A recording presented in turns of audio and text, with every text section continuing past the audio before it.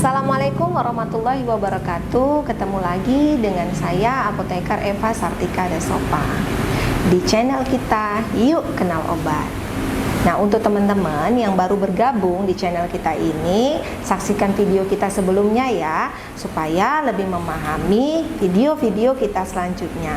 Nah, di video sebelumnya kita sudah membahas mengenai apa itu diabetes atau kencing manis dan apa saja gejala-gejalanya. Nah, di video kali ini kita akan membahas mengenai apa saja tipe-tipe diabetes. Jadi saksikan video kita terus ya.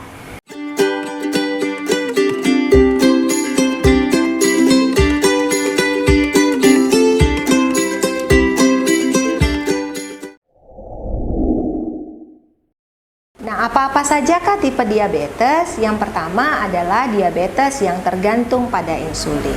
Nah, pada tipe ini pankreas sudah mengalami kerusakan sehingga tidak bisa lagi memproduksi insulin dalam jumlah yang cukup, sehingga diperlukan bantuan insulin dari luar. Nah, tipe ini biasanya disebabkan karena faktor autoimun atau faktor genetik. Nah, tipe yang kedua adalah diabetes yang tidak tergantung pada insulin. Nah, ini penyebabnya umumnya adalah karena faktor gaya hidup yang kurang baik atau karena obesitas. Yang ketiga adalah diabetes yang terjadi pada saat kehamilan atau yang disebut dengan gestasional diabetes.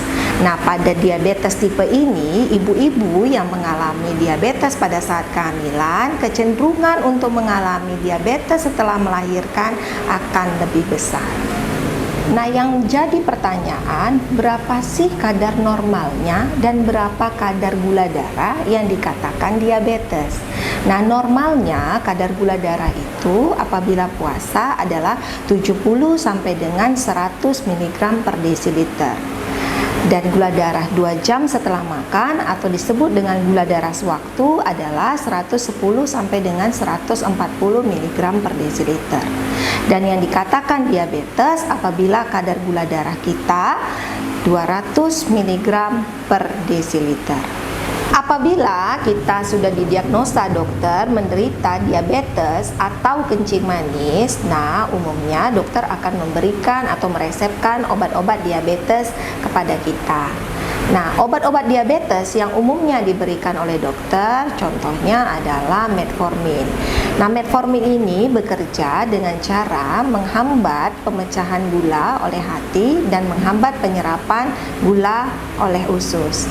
Nah, obat lain yang umumnya diberikan oleh dokter adalah glibenclamid, glimepiride, gliclazid ya, atau golongan-golongan lainnya yang umumnya itu bekerja dengan cara merangsang pankreas untuk menghasilkan insulin.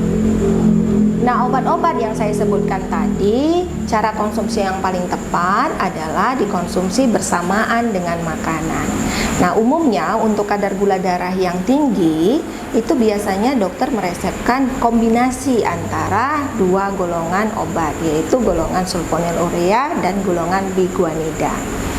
Penyakit DM sering diikuti oleh penyakit lainnya atau yang disebut dengan komorbid. Contohnya adalah penyakit hipertensi, tuberkulosis. Nah, penyakit-penyakit ini memang sering diikuti atau mengikuti penderita diabetes.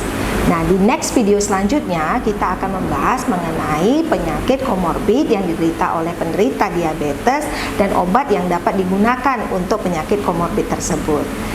Jadi, tetap saksikan video kita ya.